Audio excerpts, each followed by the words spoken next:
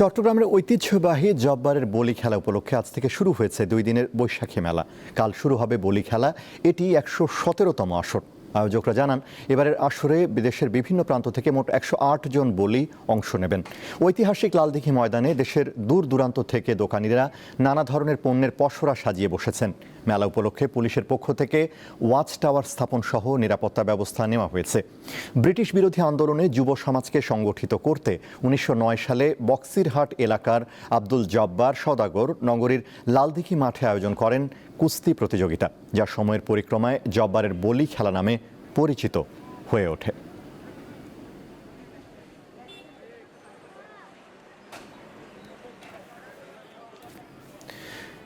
দর্শক, চট্টগ্রামের লালদিঘি ময়দানে রয়েছেন সহকর্মী রুনা আনসারি। তিনি যোগ দিচ্ছেন এই মুহূর্তের খবর নিয়ে। রুনা, জব্বারের বলি খেলা ও বৈশাখী মেলা ঘিরে কি কি আনুষ্ঠানিকতা চলছে, আমাদের একটু বিস্তারিত জানান।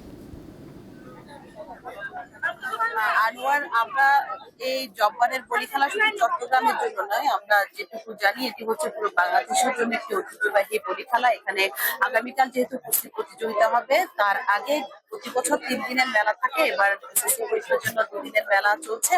মেলা আজ সকাল থেকে শুরু হলো, কিন্তু গত 3-4 দিন আগের থেকে এখানে বাংলাদেশের বিভিন্ন প্রান্ত থেকে যারা কুটির শিল্প, যারা ক্ষুদ্র ব্যবসায়ী এবং বিভিন্ন পণ্যের পসরা নিয়ে কিন্তু তারা এখানে জড়ো হয়েছেন। আপনি নিশ্চয়ই আমার ক্যামেরায় দেখছেন, এখানে লোকে লোকারণ্য, ফেলার জন্য কোনো ঠাঁই নেই। এখানে মাটির জিনিস যেমন রয়েছে এবং ফুল, কাঁচা ফুল এবং যে প্লাস্টিকের ফুল থেকে নিয়ে গৃহস্থালির যে ধরনের জিনিসগুলো পাওয়া যায় কুটির শিল্পের, প্রত্যেকটা জিনিসের কিন্তু পসরা এখানে রয়েছে। এখানে বিশেষ করে গৃহস্থালির যে জিনিসগুলো, সেগুলোর জন্য সারা বছর ব্যাপী বিভিন্ন বয়সী নারীরা তারা অপেক্ষা করেন এবং এই মেলাটিতে এসে তারা তাদের যে প্রয়োজনীয় জিনিস সেগুলো কিনেন। এছাড়া এখানে কিন্তু নাগরদোলা রয়েছে এবং যেহেতু বলি আগামীকাল, সেই বলির উদ্দেশ্য করে কিন্তু পুরো এলাকা জুড়ে যে মেলা, সেই মেলার আয়োজনটি কিন্তু জমজমাট ভাবে চলে।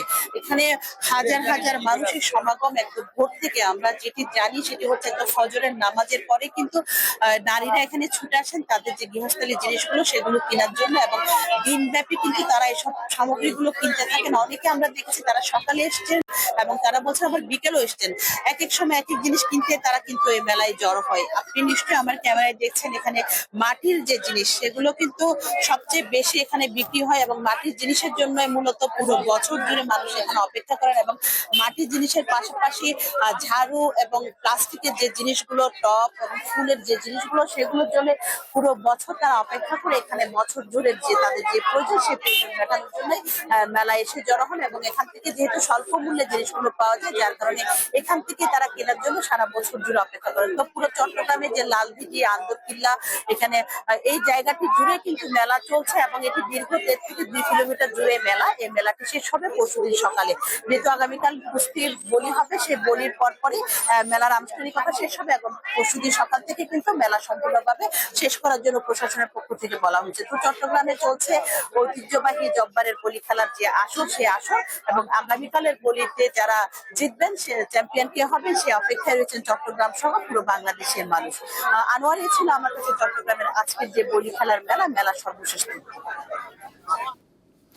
রুনা, আপনাকে ধন্যবাদ। চট্টগ্রাম থেকে জানাচ্ছিলেন সহকর্মী রুনা আনসারি।